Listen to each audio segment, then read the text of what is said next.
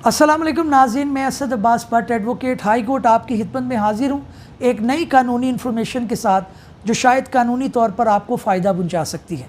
नाज़रीन, आज हम बात करने जा रहे हैं कस्टडी जो माइनर्स की है उसके मुतल्लिक एक सवाल आया है हमारे ओवरसीज़ पाकिस्तानी सब्सक्राइबर की तरफ से। उनका ये क्वेश्चन है कि जनाब मैं ओवरसीज़ हूँ, पाकिस्तान से बाहर हूँ और अभी तक जो है वो मेरा जो है वो मामला कुछ इस तरह से है कि 5 साल कबल मेरी मिसिस से मेरी जो है अलहदगी हो गई। मेरे 2 बच्चे हैं और दोनों की कस्टडी उनके पास थी।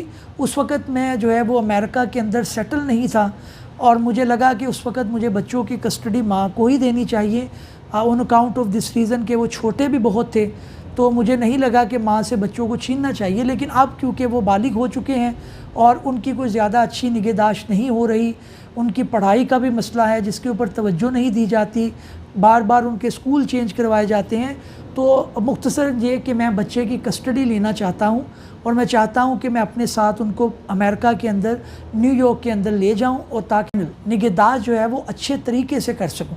तो इस बारे में मुझे आगाह किया जाए और मुझे कानूनी राय दी जाए कि मैं किस तरह से अपनी कस्टडी बच्चे की ले सकता हूँ।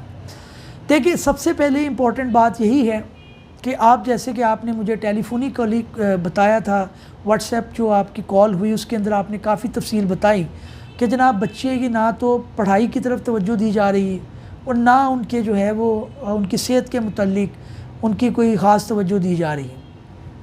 ज़ाहिर है आप बाप हैं, आपको दुख होगा। अभी जो सबसे पहले आपने ये करना है कि selection of legal team is very important. मैं ओवरसीज़ पाकिस्तानियों को बार बार ये कहता हूँ कि जो है वो आपने बाहर से ओपिनियन नहीं लेना, आपने पाकिस्तानी लॉयर से, जैसे जो इंटरनेशनली जो ओवरसीज़ पाकिस्तानियों के केसेस कर रहे हैं, जैसे हमारी फर्म भी इसके अंदर सर्विसेज प्रोवाइड कर रही है, आपने वो ओपिनियन लेना है। दूसरी बात यह है कि आपने जहन में रखना है कि कोर्ट के अंदर आप साबित करेंगे कि बच्चे को आपके पास रखने में क्या क्या फ़वाइद हैं। मिसाल के तौर पे आप अमेरिका में हैं तो आप कह सकते हैं जनाब कि इसकी परवरिश अगर अमेरिका में होगी तो ये अमेरिकन स्कूल में जाएगा, वहाँ पढ़े लिखेगा और उसके बाद जो है वो मुल्क के लिए ये अच्छा एक ओवरसीज़ पाकिस्तानी बन सकेगा। पाकिस्तान के अंदर जो इनको एजुकेशन बच्चों को प्रोवाइड की जा रही है, मुहैया की जा रही है, वो अप टू द मार्क नहीं है, वो मेयारी नहीं है। दूसरी बात, अगर आपके पास कोई ऐसे मेडिकल सर्टिफिकेट्स हैं, कोई मेडिकल रिकॉर्ड हैं कि बच्चे बार बार बीमार पड़ते हैं, मदर जो है वो उनकी निगहदाश्त अच्छी तरह से नहीं कर रही, उनकी वेलफेयर जो है वो डिस्टर्ब हो रही है, तो आप ये साबित करेंगे। तीसरी इम्पोर्टेंट बात यह है कि भाई आप एक काम ओवरसीज़ पाकिस्तानी ये करते हैं कि बाहर गए बच्चों को भूल गए। आप बच्चों को त्यौहार के ऊपर एटलीस्ट, और जो ईद आती है मिसाल के तौर पे, जो मुख्तलिफ़ त्यौहार हमारे इस्लामिक कैलेंडर के मुताबिक आते हैं, तब आप बच्चों से रब्ता किया करें, आप उनसे थोड़ा बहुत इंटरेक्शन रखें, आप उनके बाप हैं। अब अगर आपका इंटरेक्शन नहीं है तो बच्चे आपके लिए बिल्कुल एक अनजान है। बच्चों की एज 6-7 साल हो चुकी है, 6 से 7 साल तक है। अब वो कोर्ट के अंदर एक बयान दे देंगे आपके खिलाफ़ कि जनाब हम नहीं जाना चाहते। वो बयान बड़ा इंपॉर्टेंट है क्योंकि बच्चे अब सेंसिबल हैं, उनके इमोशन जो है वो माँ के साथ हैं। चाहे आप उनको लाख कहें कि जनाब आपकी वेलफेयर बाहर के मुल्क में है, एक थर्ड वर्ल्ड कंट्री में आप रह रहे हैं, हम फर्स्ट क्लास कंट्री के अंदर हैं, एसोसिएशन की बात है, आप उनके लिए बिल्कुल एक अजनबी बन चुके हैं।